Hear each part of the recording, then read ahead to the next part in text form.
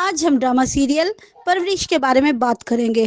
वलीद माया से शादी के लिए इनकार तो कर देता है, लेकिन इसके बाद भी वलीद आराम से नहीं बैठता। वो माया की फुप्पो के घर जाता है और एक की 10 लगाकर बताता है। और फिर माया की फुप्पो घर कॉल करती हैं और कहती हैं, भाईजान, माया की वजह से मेरे खानदान वाले मुझे बातें सुना रहे हैं और खानदान भर में हमारी बहुत बेइज्जती हो रही है। इस तरह माया का MBBS भी खतरे में पड़ जाता है और माया के वालिद अपना फैसला सुना देते हैं कि अब माया घर से बाहर कदम भी नहीं रखेगी। दूसरी तरफ माया तो बिल्कुल टूट कर रह गई थी और वो इस तमाम वाक़े का कसूरवार वली को ठहरा रही थी। अगर वली वलीद के साथ इतनी बहस ना करता तो मामला रफा दफा हो जाता और माया की वालदा माया के लिए बहुत दुखी होती हैं, लेकिन वो इसके लिए कुछ भी नहीं कर सकती थी और कहीं ना कहीं वो माया को कसूरवार भी समझती थी, क्योंकि वो तो अपने वालिद के बारे में जानती थी कि बेटा ना होने का कसूरवार वो अपनी दोनों बेटियों को ठहराते थे। दूसरी तरफ वली माया के लिए बहुत परेशान होता है और वो अमल से कहता है कि माया के घर जाएगा, चाहे माया के वालिद उसे धक्के मारकर घर से ही क्यों ना निकाल दें।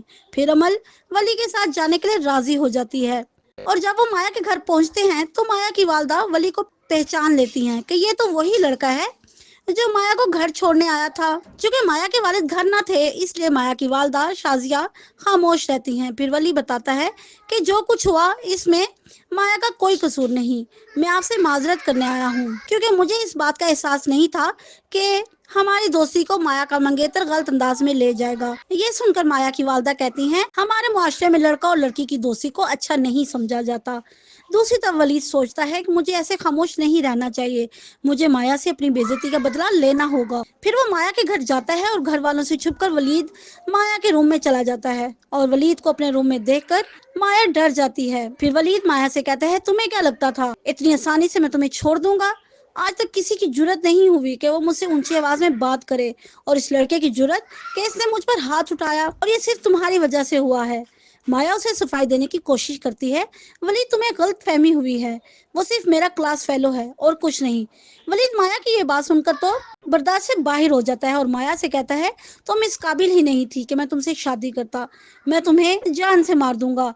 इतनी देर में माया की छोटी बहन शल अपने वालिदैन को बुला लाती है और ये सब कुछ देखने के बाद तो माया के वालिद बहुत गुस्से में आ जाते हैं और वलीद पर चीखते हैं और कहते हैं, पीछे हो जाओ मेरी बेटी से, अच्छा हुआ तुम्हारा असल चेहरा मैंने देख लिया। इस सब का जिम्मेदार मैं अपनी बेटी को समझ रहा था, लेकिन हकीकत में तुम गलत थे। आज मुझे कोई अफसोस नहीं अपनी बेटी पर, तुम मेरे घर से दफा हो जाओ और दोबारा अपनी शक्ल ना दिखाना। फिर माया के वालिद माया के पास आते हैं और कहते हैं, मुझे माफ कर दो, सच जाने बगैर मैंने तुम्हें सजा सुना दी। वालिद की बात सुनकर माया अपने वालिद के गले लग जाती है। फिर माया के वालिद मुस्कुराते हुए माया से कहते हैं, अभी तुम आराम करो, सुबह जल्दी उठना है यूनिवर्सिटी के लिए। अपने वालिद की बात सुनकर माया का चेहरा तो जैसे खिल उठता है।